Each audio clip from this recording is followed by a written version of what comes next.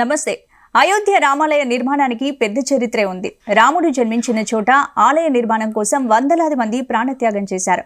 1992 December 6న Babri మసీద్ కూల్చివేత తర్వాత దేశంలో చెలరేగిన అల్లర్లు, హింసకాండలో 2000 మంది వరకు మృతి చెందారు. ఇక బాబ్రీ మసీదు కూల్చివేతలో పాల్గొన్న చాలా మంది కరసేవకులు సైతం అనంతర కాలంలో జరిగిన దాడుల్లో ప్రాణాలు కోల్పోయారు. ఆనాటి సంఘటనలను, అనుభవాలను పంచుకునేందుకు మనతో పాటు స్టూడియోలో సిద్ధంగా ఉన్నారు కరసేవకులు కొంపల్లి శ్రీనివాస్ గారు. నమస్తే శ్రీనివాస్. శ్రీనివాస్ గారు, ఇప్పుడు కోట్లాది మంది హిందువుల కళ సాకారం కాబోతోంది. రాముడి ప్రాణ ప్రతిష్ఠ జరగబోతోంది. దీనిపై మీ స్పందన ఏంటి? ప్రపంచవ్యాప్తంగా ఉన్నటువంటి హిందువుల యొక్క ఆరాధ్య దైవం శ్రీరామచంద్రుడు. ఆ రామాలయం ఈరోజు వందల సంవత్సరాల చరిత్ర ఉంది. 1525 నుంచి ఇప్పటి వరకు 500 సంవత్సరాల చరిత్ర దాదాపుగా సుమారుగా.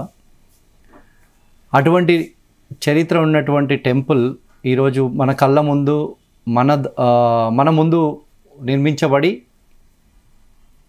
నిర్మించబడుతుంది అంటే మనందరం కూడా సంతోషించాల్సినటువంటి విషయం. కాబట్టి ఈ భారతదేశం ప్రజలు 140 కోట్ల మంది యొక్క ఆరాధ్య పురుషుడైనటువంటి రాముడు అని చెప్పి ప్రజలందరూ కూడా నమ్ముతున్నారు బలంగా. ఆ కారణంగానే ఈరోజు మన యొక్క కోరిక నెరవేరుతుందని నేను అనుకుంటున్నాను. ఓకే, అంటే కరసేవలో మీరు పాల్గొన్నట్లు తెలుస్తోంది. మరి అదొక మీ అనుభవాలు ఏంటి అసలు? ఆనాటి మీ అనుభవాలు చెప్పండి. కరసేవలో నేను పాల్గొన్నప్పుడు మేము ఒక 20 days ముందే మేము అయోధ్యకు చేరుకున్నాం, ఇక్కడి నుంచి హైదరాబాద్ నుంచి. తర్వాత అక్కడ కరసేవలో పాల్గొన్నప్పుడు దేశవ్యాప్తంగా ఉన్నటువంటి ఎంతోమంది కరసేవకులు అక్కడికి చేరుకోవడం జరిగింది. దాదాపుగా లక్షలాది మంది కరసేవకులు, వాళ్ళ లక్షలాది మంది కరసేవకుల యొక్క కృషి ఫలితంగా ఆ రోజు బాబ్రీ మసీద్ వివాదాస్పద కట్టడం ఏదైతుందో అది కూలిపోయింది. ఆ కారణంగానే ఈరోజు ఎన్నో ఉద్యమాలు, ఆ తర్వాత జరిగినటువంటి ఎన్నో ఉద్యమాలు జరిగాయి. అంతకంటే ముందు కూడా, అంటే రామాలయ ఉద్యమం 1992 తర్వాతనే మీరు అన్నట్టు కాదు. అసలుకి రాముడి చరిత్ర చాలా పెద్దది.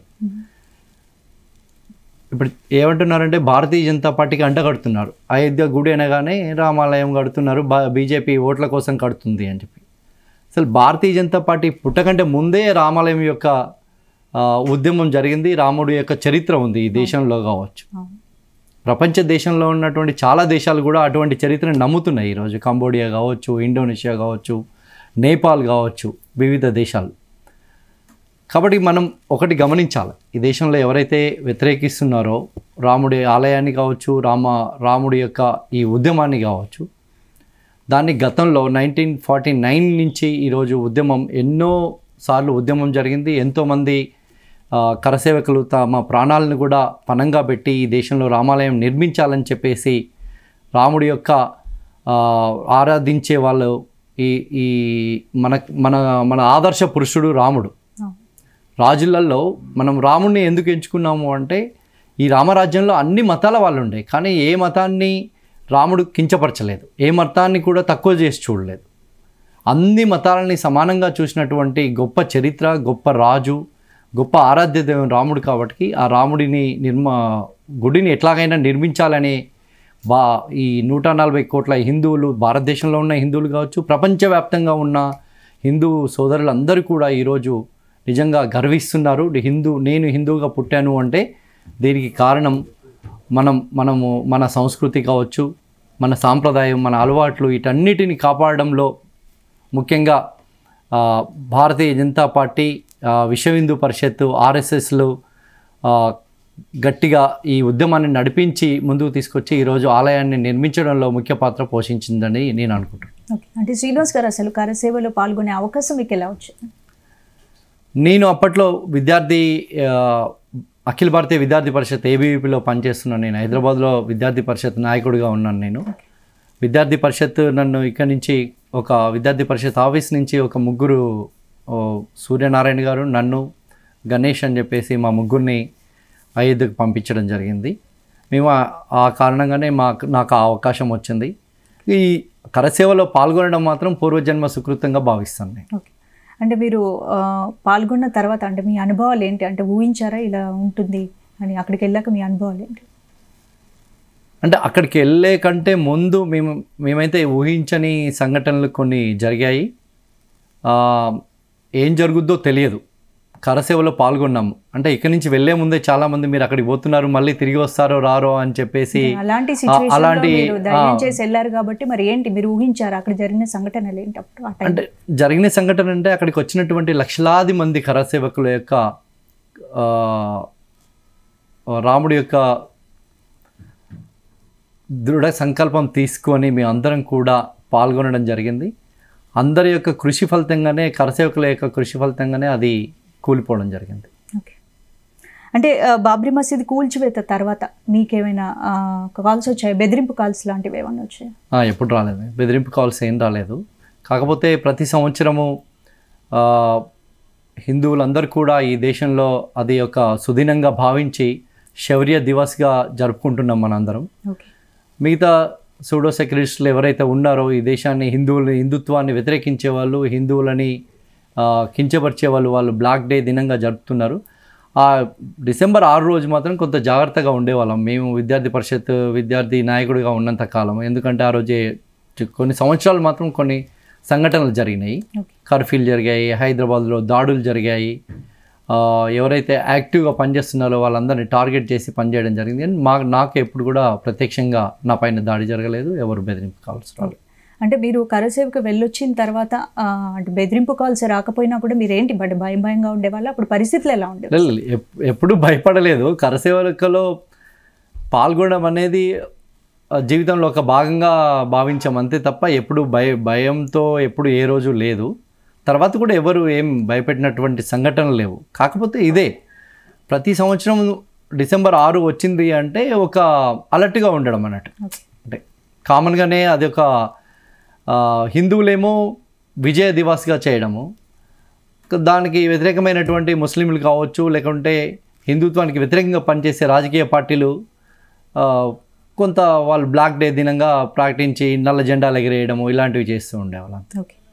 అంటే కరసేవలో పాల్గొన్న తర్వాత హిందూ సంఘాలు మీకు ఏమైనా అండగా నిలిచాయా? హిందూ సంఘాలు అంటే నేను పాల్గొన్నదే అఖిల భారతీయ విద్యార్థి పరిషత్ విద్యార్థి సంఘము. అది హిందుత్వాన్ని గట్టిగా నమ్మేటువంటి సంఘము కాబట్టి నేను మా విద్యార్థి సంఘం మాకు ఎప్పుడు అండగా ఉండేది ఎప్పుడు కూడా. అంటే అప్పుడు అయోధ్యలో అంటే అప్పుడు బాబ్రీ మసీద్ కూల్చివేతకు ముందు అంటే ఎలా గుర్తించారు? అక్కడ పరిస్థితులు అప్పుడు ఎలా ఉండేవి? ఎవరు మొదటగా గుర్తించారు రాముడి విగ్రహాలు? అంటే గతంలో 1528 తర్వాత అప్పటి నుంచి మన 16 సార్లు రామాలయం మీద దాడి జరగడం జరిగింది. ఈ యొక్క బాబరు దాడి ఒకటేసారి కాదు. అంటే చరిత్రలో మీరు చరిత్ర చూసినట్లయితే ఒక 16 సార్లు అంటే వాళ్ళు కూల్చినప్పుడల్లా మనం రామాలయం నిర్మిస్తున్నాం. అంటే రాముడి యొక్క గుడి ఆకారం మారుండొచ్చు నిర్మాణంలో, కానీ 16 సార్లు నిర్మాణము రాముడి పేరు మీదనే జరిగింది. అక్కడ రాముడే ఇక్కడ ఉన్నాడు అని చెప్పేసి నమ్మినటువంటి సంఘటన అక్కడ జరిగింది.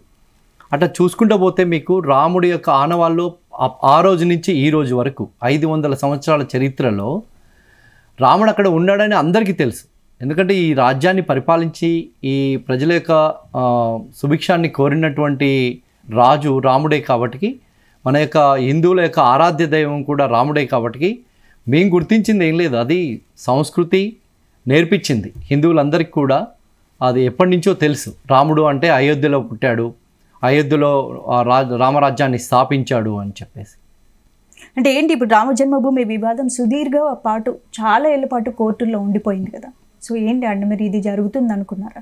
ఖచ్చితంగా రాముడు రామాలయం నిర్మిస్తాడు అని చెప్పేసి ఖచ్చితంగా నమ్మిన వాళ్ళలో నేనొకరిని. ఎందుకంటే రాముడే స్వయంగా కేసు వేసుకొని గెలిచినటువంటి చరిత్ర ఇది ప్రపంచంలో ఎక్కడా జరగదు ఇలాంటిది.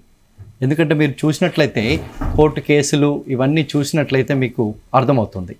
చరిత్రని మనము పరిశీలిస్తే 1949 నుంచి కూడా ఈ దేశంలో ఉన్నటువంటి వివిధ రాజకీయ పార్టీలు ఎప్పుడు కూడా రాముడికి సపోర్ట్ చేయలేదు.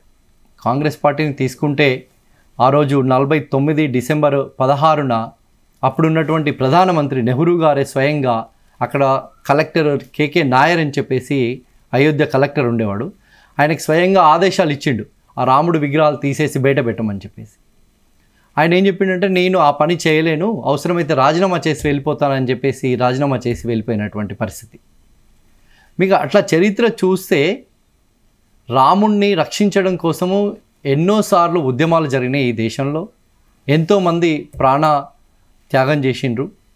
ఆ కారణంగా ఆ ఫలితమే ఈరోజు రామాలయ నిర్మాణం జరుగుతుందని నేను భావిస్తున్నాను. అంటే 2002లో గుజరాత్లో గోద్రా అల్లర్లు కానీ హింసాత్మక ఘటనలు కానీ దాదాపు అప్పుడు 2000 మంది వరకు మృతి చెందారు. ఏంటి అంటే అప్పుడు ఎలా ఉండేది అప్పుడు సిచ్యువేషన్?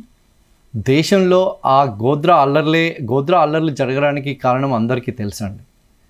గోద్రాలో ట్రైన్లో వెళ్తున్నటువంటి స్వామీజీల మీద దాడి జరిగినటువంటి సంఘటన అది 2002లో. ఆ రోజు ఉన్నటువంటి ప్రభుత్వం వాటికి సమర్థించడము. అంతకంటే ముందు కూడా 1969లో ఢిల్లీలో స్వామీజీలు ఈ దేశంలో హిందువుల యొక్క మనోభావాలను రక్షించడం కోసము గోహత్యకు వ్యతిరేకంగా నిరసన ప్రదర్శిస్తుంటే అక్కడ ఉన్నటువంటి ప్రభుత్వం, అప్పుడున్నటువంటి ఇందిరాగాంధీ ప్రభుత్వము నిర్దాక్షిణ్యంగా వేలాది మంది స్వామీజీలను కాల్చి చంపినటువంటి పరిస్థితి ఈ దేశంలో ఉండే. అట్లా చరిత్రను చూసుకుంటూ పోతే ఈ దేశంలో హిందువులపైన, హిందువుల యొక్క హక్కులను కాపాడే వాళ్ళపైన చాలాసార్లు దాడి జరిగింది. ఈరోజు దేశంలో ఉన్నటువంటి పరిస్థితిని చూస్తే ఈరోజు అటువంటిది ఆగిపోయింది. కారణం ఈరోజు ఉన్నటువంటి ప్రభుత్వం కావచ్చు, ఈరోజు ఉన్నటువంటి పాలకులు, ఈరోజు ఉన్నటువంటి ప్రధానమంత్రి హిందువులను రక్షించడం కోసము, దేశాన్ని రక్షించడం కోసం, ధర్మం కోసం, జాతి కోసం పనిచేస్తున్నటువంటి పరిస్థితి ఈరోజు దేశంలో నెలకొని ఉంది. రైట్. ఈ రామాలయ నిర్మాణం కల సాకారం కావడానికి కేంద్రంలోని బీజేపీ ప్రభుత్వమే దీనికి కారణం అని భావించవచ్చు అంటారు. దీనిపై మీ ఒపీనియన్ ఏంటి? ఖచ్చితంగా ఈరోజు 140 కోట్ల మంది ప్రజల యొక్క ఆరాధ్య దైవమైనటువంటి రామాలయం నిర్మాణము, ప్రాణప్రతిష్ఠ జరుగుతున్నది అంటే దాంట్లో నరేంద్ర మోడీ గారి యొక్క పాత్ర చాలా పెద్దది అని చెప్పవచ్చు. ఎందుకంటే ముఖ్యంగా గత దశాబ్దాల కాలంగా జరుగుతున్నటువంటి అయోధ్య ఉద్యమము ఈరోజు ఆ కళ నెరవేరింది అంటే ఆ కళని నెరవేర్చడంలో తను చేసినటువంటి ప్రయత్నము చాలా గొప్పది, మనందరికీ తెలుస్తూనే ఉంది. ఈరోజు 1992 కావచ్చు, అంతకంటే ముందు జరిగినటువంటి అయోధ్య ఉద్యమంలో వందలాది మంది, వేలాది మంది తమ ప్రాణాలను సైతం పోగొట్టుకున్నటువంటి పరిస్థితి, ఉద్యమం మనం చూసాం. కానీ ఈరోజు ఆ రామాలయాన్ని కట్టడంలో కానీ, రామాలయ తీర్పు విషయంలో కానీ జరిగినటువంటి రోజు ఒక్క సంఘటన కూడా, ఇంత పెద్ద దేశంలో ఒక్క చిన్న సంఘటన కూడా జరగలేదు.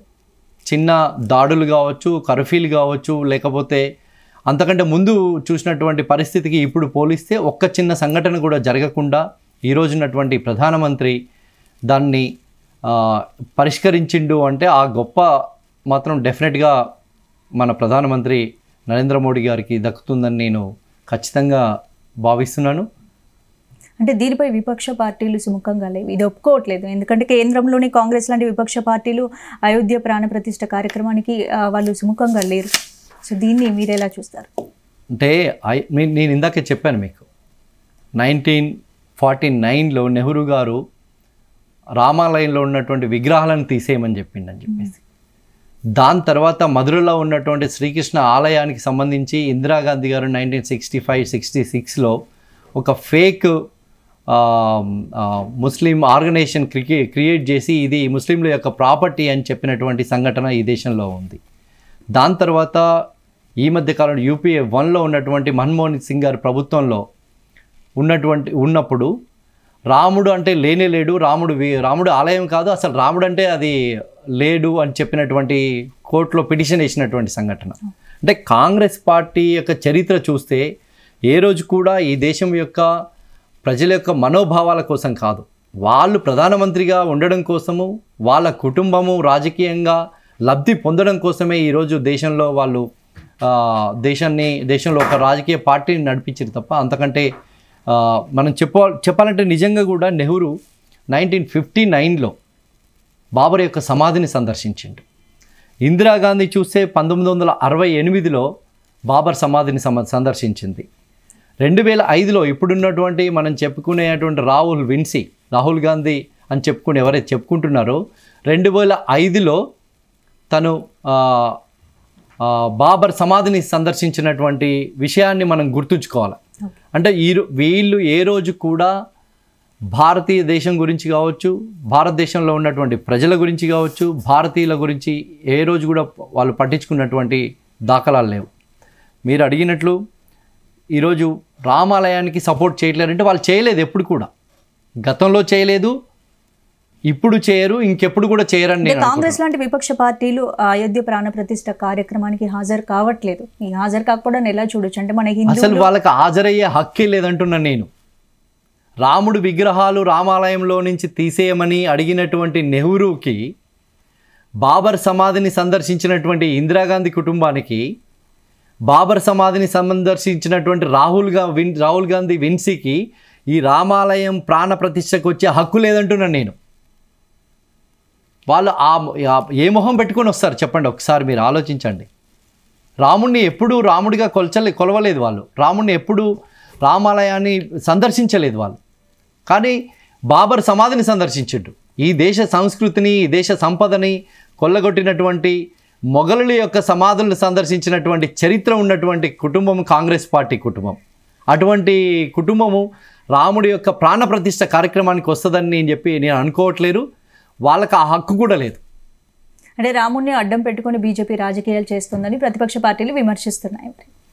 రాముడిని అడ్డు పెట్టుకొని రాజకీయం చేయాల్సినటువంటి దుస్థితి, హీనస్థితి భారతీయ జనతా పార్టీకి లేదు. ఈ రాముడి యొక్క చరిత్ర మీరు చూసినట్లయితే, ఈ రామాలయం యొక్క ఉద్యమం చూసినట్లయితే, భారతీయ జనతా పార్టీ పుట్టిన తర్వాత రామాలయ ఉద్యమం పుట్టలేదండి. భారతీయ జనతా పార్టీ పుట్టకంటే ముందే రామాలయం ఉద్యమం పుట్టింది. ఈ దేశంలో ఉన్నటువంటి మెజారిటీ ప్రజల యొక్క ఆరాధ్య దైవమైనటువంటి రాముడి కోసం పోరాటం గత 100 సంవత్సరాల నుంచి జరుగుతుంది. కానీ ఈరోజు విపక్ష పార్టీలు మీరు చెప్పినటువంటి ఈ కమ్యూనిస్టులు కావచ్చు, కాంగ్రెస్ పార్టీ కావచ్చు, మిగతా వ్యక్తులందరూ కూడా బదనాం చేయడం కోసం మాట్లాడుతున్నారు, జీర్ణించుకోలేకపోతున్నారు.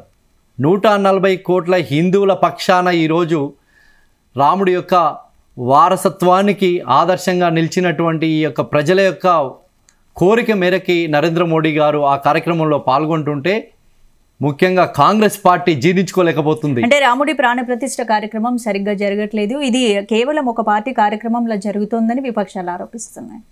ఒక్కటి చూడండి మీరు, ఈరోజు దేశవ్యాప్తంగా రేపు 22వ తారీఖు జరగబోయే రాముడి యొక్క ప్రాణ ప్రతిష్ఠ కార్యక్రమానికి లక్షలాది మంది, వేలాది మంది సాధు సంతులు ఈరోజు ఆ కార్యక్రమంలో పాల్గొంటున్నారు.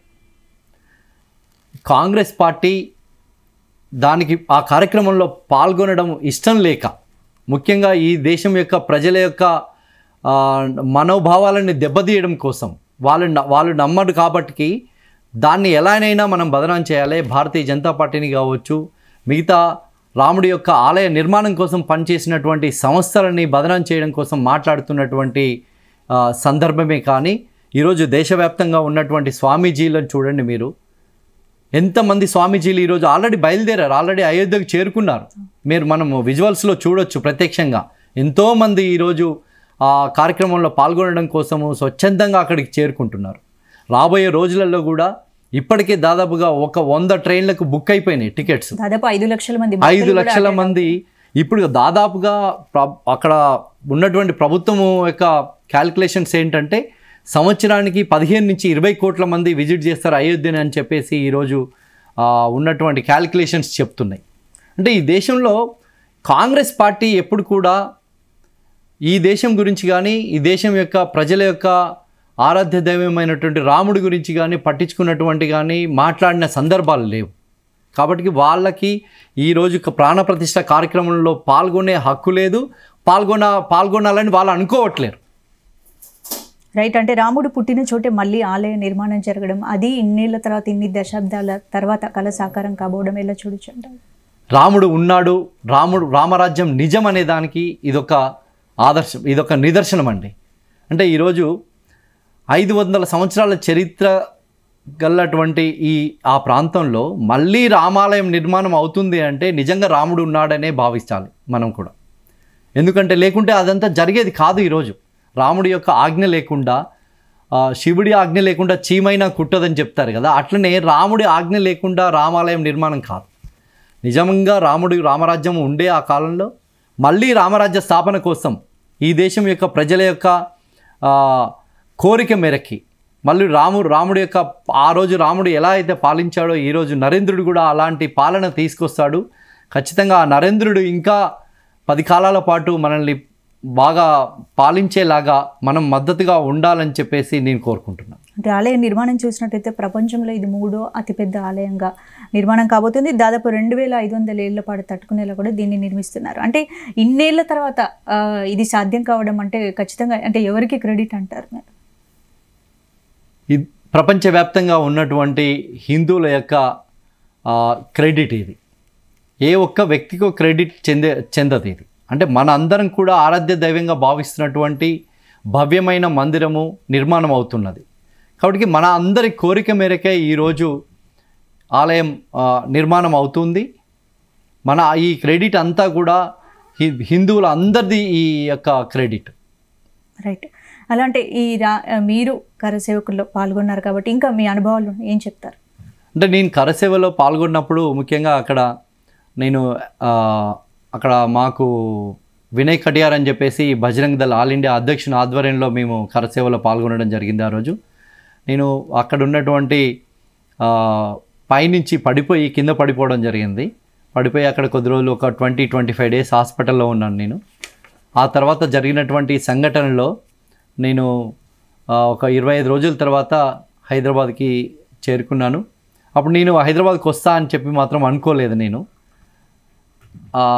బాగా కొంత దెబ్బలు తగిలి హాస్పిటల్లో ఉండడము, మా ఇంట్లో కూడా ఇబ్బంది పడడము, అంటే మా ఇంట్లో వాళ్ళు చనిపోయారని ఎక్స్పెక్ట్ చేసినటువంటి సందర్భం. అంటే అప్పుడు పరిస్థితి అలాంటిది. దాదాపు 2000 మంది ఆ టైంలో అప్పుడు చనిపోవడం జరిగింది. కాబట్టి అలాంటి భయానక పరిస్థితుల్లో మీరు పార్టిసిపేట్ చేయడం మీ ఫ్యామిలీ నుంచి అంటే ఏంటి వాళ్ళ స్పందన ఏంటి? అంటే ఆ రోజు ఉన్నటువంటి స్పందన ఏంటంటే ఎవరి కొడుకైనా పోయి చనిపోయాడంటే ఖచ్చితంగా బాధపడతారు తల్లిదండ్రులు. అలానే మా తల్లిదండ్రులు కూడా బాధపడ్డారు.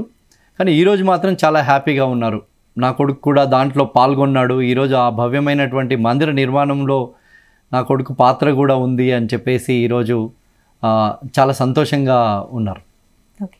సో ఏం చెప్తారు ఫైనల్గా? కోట్లాది మంది హిందువుల కళ సాకారం కాబోతుంది. దాదాపు 500 సంవత్సరాల తర్వాత మళ్ళీ అయోధ్యలో రాముడి ప్రాణప్రతిష్ఠ జరగబోతుంది కాబట్టి మీరు ఏం చెప్పదలుచుకున్నారు? అంటే కోట్లాది మంది హిందువులు, ప్రపంచవ్యాప్తంగా ఉన్నటువంటి హిందూ బంధువులందరూ కూడా ఈరోజు నిజంగా గత నెల రోజుల నుంచి ఏ రోజైతే ఈ డేటు ఫిక్స్ అయిందో, ప్రాణప్రతిష్ఠ డేటు ఫిక్స్ అయిందో ఆ రోజు నుంచి ఈ రోజు వరకు కూడా చాలా నియమ నిష్టలతోటి 1000 కళ్ళతో వెయిట్ చేస్తున్నారు. ఎప్పుడు జరుగుతుందని చెప్పేసి. ఈరోజు ఈ ఆలయం నిర్మించడం మూలాన గత చరిత్ర ఏదైతే ఉందో మంచి రాముడి కాలం నుంచి ఈరోజు వరకు రామరాజ్యంలో ఎలా ఉండే, మంచి అనేది ఎలా ఉండే అని చెప్పేసి ఈరోజు ముఖ్యంగా ఈరోజు ప్రపంచవ్యాప్తంగా దేశవ్యాప్తంగా ఉన్నటువంటి యువత మళ్ళా ఒక కొత్త ట్రెండ్ క్రియేట్ అవ్వబోతుంది ఈ దేశంలో. ఖచ్చితంగా యువత మళ్ళీ రాముడిని ఫాలో అయ్యి రామరాజ్యాన్ని మళ్ళీ తీసుకొచ్చే దాంట్లో ఈ దేశంలో ఉన్నటువంటి యువత ముఖ్యంగా పాల్గొనాలని చెప్పేసి రాముడిని ఆదర్శంగా తీసుకొని రాముడి యొక్క ఆదర్శాలను మనం అందరం పుణికిపుచ్చుకొని రాబోయే రోజులలో మంచిని తీసుకొని మన దేశాన్ని ప్రపంచంలో ఒక మొదటి దేశంగా నిలబెట్టడంలో మనం అందరం కూడా యువత ముఖ్యంగా పాల్గొనాలి, పాలు పంచుకోవాలని చెప్పేసి నేను కోరుకుంటున్నాను. ఓకే అండి, థ్యాంక్ యూ అండి. ఎందుకంటే అయోధ్య రామాలయ నిర్మాణం ఇన్నేళ్ల తర్వాత ఇన్ని కోట్ల మంది కళ సాకారం కాబోతుంది కాబట్టి అందులో ఒక కరసేవకుగా మీరు పార్టిసిపేట్ చేసినందుకు, మీతో డిస్కస్ చేసినందుకు హ్యాపీగా ఫీల్. థ్యాంక్ యూ అండి. Thank you. Keep watching Zee Telugu news.